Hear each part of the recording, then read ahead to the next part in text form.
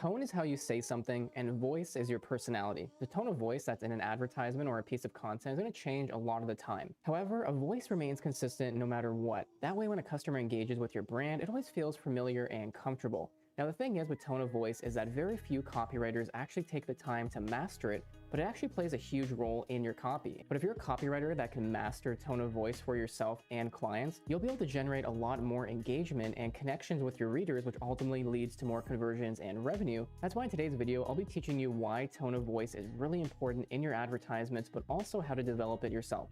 Every advertisement has a message, and that's what you're trying to communicate to the reader, but how you say it is the tone of voice. For example, if both you and a competitor wrote a blog post or some kind of ad, would you and your customers be able to actually tell the difference between the two, or do they kind of blend in? For a lot of businesses, they don't have a unique tone of voice set in their guidelines, so they end up just sounding like every other business. But think of somebody like Neil Patel. For example, when you're reading his content, you can actually strip the name and logo off of it, and it's very recognizable just because of the way he speaks, the way he structures his content, and actually presents it to the world. Let's dig a little bit deeper. Tone is essentially how you say something, but voice is your brand's personality. So when you're writing maybe a sales letter, a blog post, something on Instagram, the tone is going to change a little bit just depending on the medium and the audience.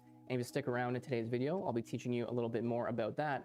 But then the voice is your brand's personality. This is something that no matter where customers engage you, they'll be able to figure out it's you, they'll feel comfortable, and it'll feel familiar. And there's many reasons that tone of voice is extremely important despite it being just a tiny detail in your copywriting and branding. One is that it establishes your brand and it makes you memorable, because when someone comes to your business, they read your content, they purchase from you, it should feel good and it should feel the same again and again. When someone finds you on Facebook, it shouldn't feel all that much different than your website. After all, 91% of consumers want to buy from companies that are authentic. So that means you're just being yourself, you're being transparent, and you're being vulnerable. That's why I always recommend for companies to define a few characteristics. Maybe it's authoritative, friendly, and personable, and then you document those and always reference them when you're writing content and copy. Secondly, when you have a tone of voice established, your content and copy isn't going to look and taste like cardboard, because most of the time when those content guidelines and tone of voice isn't established, that's what ends up happening. You blend into the market, you sound like every other business,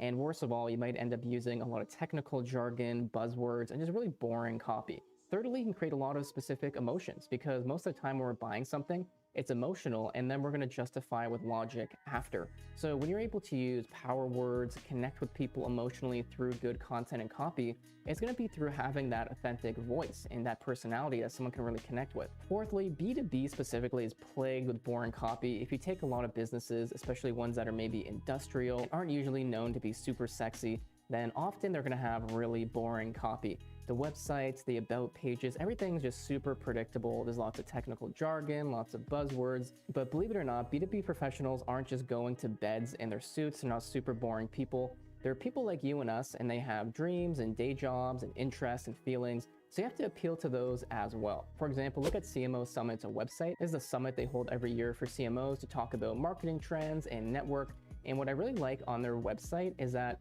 they definitely appeal to the features, the benefits of the actual summit itself, but they aren't super stiff and boring.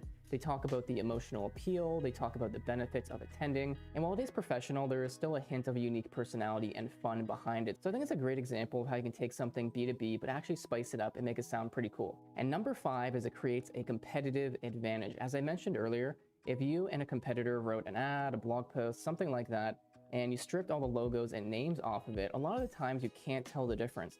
But when you actually have a unique tone of voice, it shines through and people can really recognize that. And then you'll be at the top of their mind when they're thinking of a certain industry or topic. All right, now let's actually talk about how to improve the tone of voice now that you understand what it is and why you need to do it. Number 1 is creating guidelines. Now, as a copywriter myself, one of the first things I ask my clients for is, can you give me content guidelines, branding guidelines, and things like that? Because it allows me to write the content really accurately in terms of how they like to be presented and present themselves to the world. And also just saves me tons of time from having to research that from scratch. So now for the benefit of you, people you hire, and your whole company and its branding, make sure that you're documenting your tone of voice.